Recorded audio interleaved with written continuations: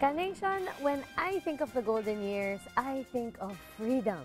No more job, no more mortgage, wala na yung mga anak ko sa bahay, and I can do whatever I want. Ganda, di ba?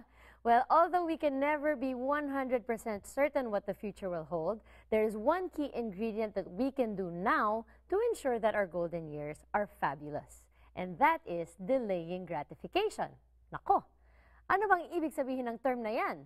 Well, to unload that term for us, we have our utang expert and financial advisor, Rod Mercado from Financial Rescue LLC. Welcome back to the show, Rod. Salamat, Nishi. Okay, delayed gratification, napakahabang term. Ano bang ibig sabihin nun? Ang ibig sabihin, essentially, i-delay mo yung short-term benefits mo for a long-term reward. Aha, okay. And why is this important?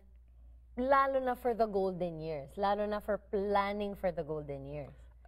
Di ba sabi mo nga kanina, gusto mo pag ikaw nag-retire, wala ka na iniintindi, di ba? Wala nang utang. Wala nang utang. Ayaw mo maging, anong tawag doon? Broke.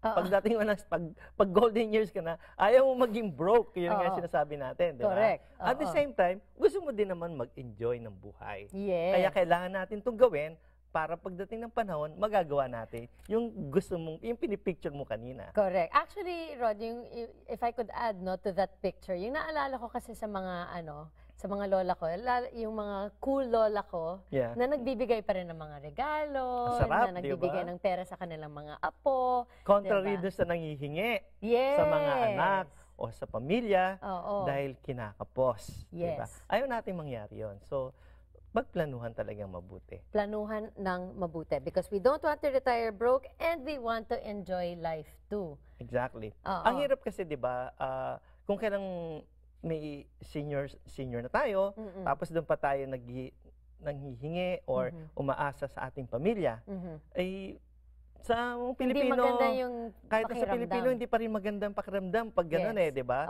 Iba yung talaga nakapag-ipon ka, pinagplanuhan mo, para makuha mo yung gusto mo pagdating sa retirement. Lalo na dito sa States, Rod, may nakikita rin tayo na mga senior citizens na sila, matatanda na sila, at hindi pa rin makaretire. Kailangan pa rin magtrabaho. Nag-i-extend hanggang 70 years old, di ba?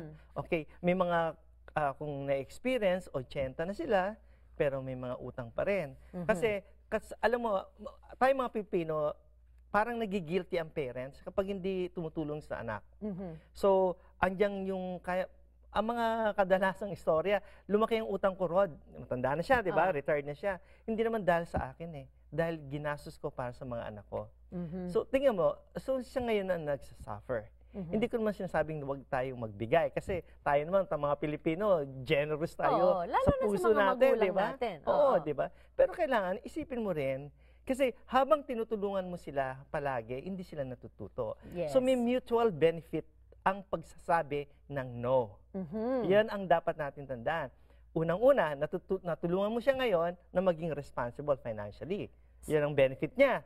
Ikaw naman, hindi ka naman nahihirapan. Hindi ka rin nakakapos sa sarili mo. Yes. So it's delayed gratification for your children and also insurance for yourself na hindi ka kakapusin.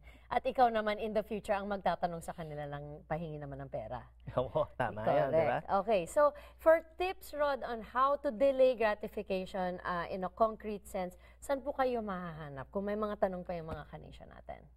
Mga ka-nation, 1-877-973-3287.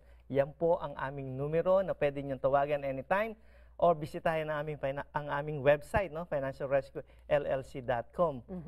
Paganda ng paganda yan. At yung aming Facebook, like us on Facebook. Yung Facebook, wag nang i-delay ang gratification para bisitahin. Okay? Pwede na yun. Gusto ko yan. Thank you very much again for joining us. Salamat din, Mishi. At mga ka-nation, nakaw, ang dami pang masasarap na adobong parating. So dito lang kayo, may mga patikim muna tayo.